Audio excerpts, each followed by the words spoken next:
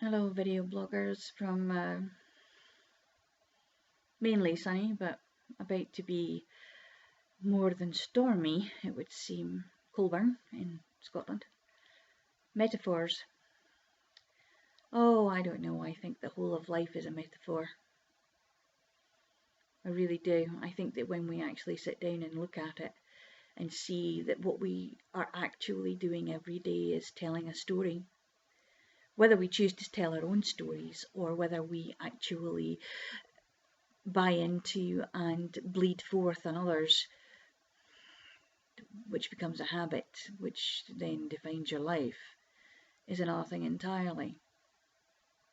Too many things about how people have been watching stuff and seeing stuff and being involved in stuff that has come from something else is all about how it's relating to what's happening inside them. And the only way that we can actually decide what's going on inside us is how we tell our story and how we get the meat and bones of our story to actually walk and talk. I would say that my most favourite from childhood would be Red Riding Hood. It's got to be, really, because we have all the elements there, and it's what I do as a living. I live the story of my life, and I tell fairy stories, and I tell them as shamanic journeys. So I don't just tell them, I get the people who are listening to them to feel them, to be inside them and to experience them.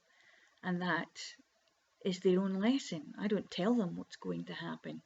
I tell them the story, and then they tell me or themselves how it feels for them, and it's their metaphor, their allegory, their story. But Red Riding Hood begins with a child who is learning a lesson, and she's being given a task, and it's an initiatory path, Red Riding Hood. And I know there are very many psychological books on it about sex and whether or not she was being taken away by a bad man who was going to lead her into prostitution or whatever. But for me, Wolf is a pathfinder, a teacher, and an initiator. So, being sent out into the forest, which is the great mystery of life, being given the red cloak of desire, now that's an initiatory rite in magic too. You will always see the magician in the tarot cards wearing a cloak with short sleeves, a red cloak, a red jumper thing. And that's the cloak of desire, which can be taken off or worn as it pleases the person.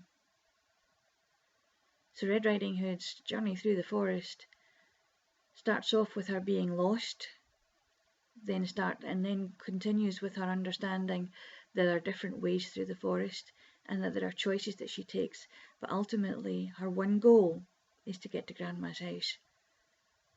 How she finds that at the end of the story has got to do with the expectations that grow with each step that she takes through each path that she chooses. Isn't that a lot like life?